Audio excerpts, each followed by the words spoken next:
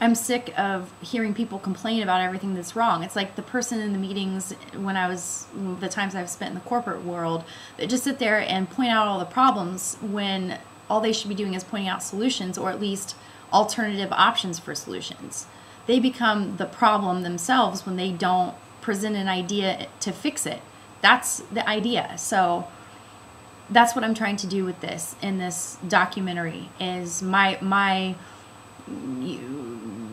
piece out there, that it says, I was here, this is what I'm getting from my corner of the world, anyone else feel the same way, kind of a thing.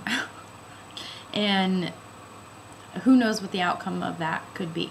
This is day one that you're going to finally, after all my babbling and intros, to get to this point, is to show you the actual day one, the start of this documentary, and the things that transpire, and different people are going to now start being in the video as I'm going into different places and trying to get things done. And I found myself needing to tell the story about how the day went down, so then when you see it, you know what you're seeing. So day one, I wake up, I have no idea I'm going to start this documentary series. So as mentioned, my aunt and uncle, one of the only resources I haven't, I guess, tapped out. And I've never asked for extraordinary amounts of money. I don't consistently need money. I don't receive support from anyone. I have needed help in the past. And because I seem crazy in my ideas and they're extraordinary, but I'm just somebody who's not concerned with labeling myself or comparing myself or figuring out where I fit into with respect to other people. I'm just me trying to figure it out, and I want to spend the one life that I have being as happy and as possible, because then in my own happiness and love for myself can I then truly love and serve other people. And I have to figure out how I'm equipped in order to best serve. And I did it backwards for a long time, and that's why I continue breaking and not really fixing, because I just keep moving, which if you don't really pull the weeds out at the root, then they're just going to continue to grow back and eventually overgrow your flower bed. It's all been, the wheels have just been coming off, is all I'm trying to say, and it's just come to this point where I just have lost my control altogether.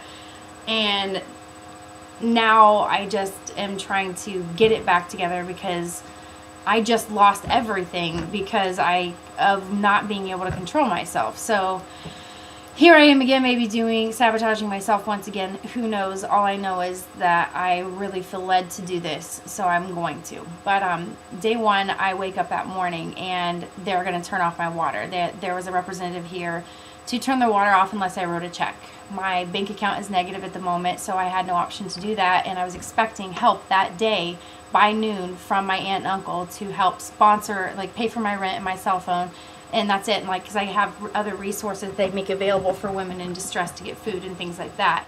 But so that was it. I was just like, really? Now my water, like everything else, like what next? So I wrote the bad check with the anticipation that when I got the money orders from my aunt that day, I would go and cash them and just pay the water bill and cash and intercept the bad check. But then I had all these complications with getting the money orders and cashing them, because I have to walk everywhere and I don't have money to spend on cabs to go everywhere. I have like very little money to just get by every day. And this process has been the most challenging to revisit, because I've been without a vehicle for almost 2 years. When I was living on the west side of Indianapolis, when I lost my license due to a DUI and a ticket after that I didn't go to court.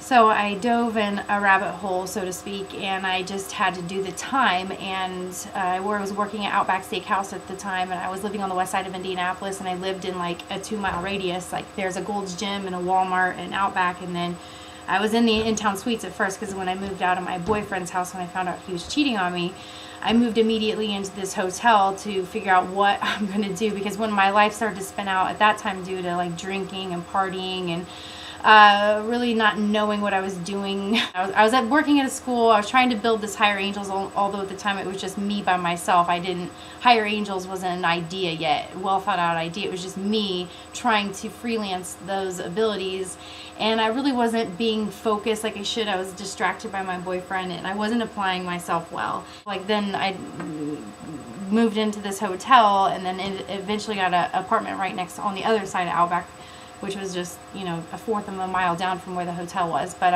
I lived there for about 2 years, walking every day through the winter and strapping groceries on the back of my bicycle and everything.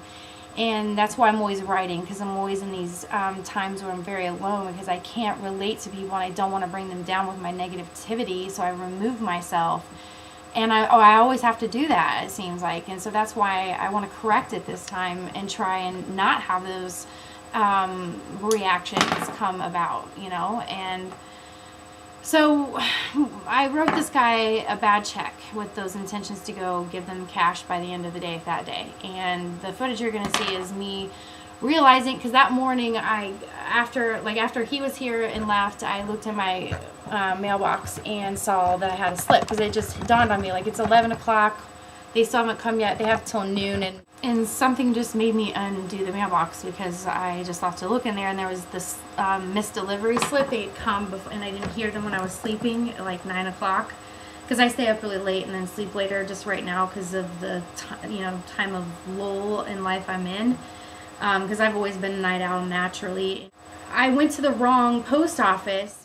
So after walking all this time back to this post office, they're telling me I can't pick up the money because it's still out on the truck somewhere. Now I get to walk all the miles back home after walking to the first post office and now this post office, and can't get the help.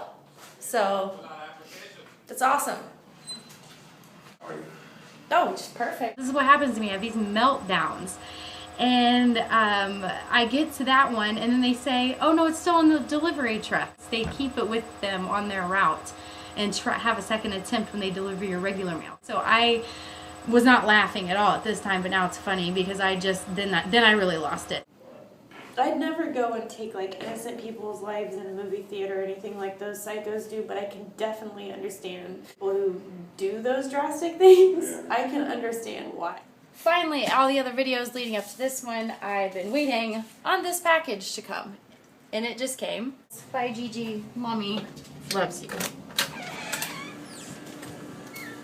Now I'll pay the water bill, since that was a new fun surprise this morning, because I had either one of two intentions: go to PNC Bank and deposit the money orders into the bank account, but I'm negative $200 and I can't have them eat up the money that I have because I need it for other things. So I'm going to right now walk over to the post office. Oh, if I don't get hit by a car first. That could just end all my problems right there, actually. So I'm doing that as we speak again for the second loop already today, because I already did this once. And until I lost train of thought. Hey, wait. This is ironic. This is so ironic. He was just driving on the street that I'm walking on. This is so ironic because I'm documenting the stuff that's going down, because it's crazy. Yeah, because you might as well make a documentary, because this is what is going to change things, you know?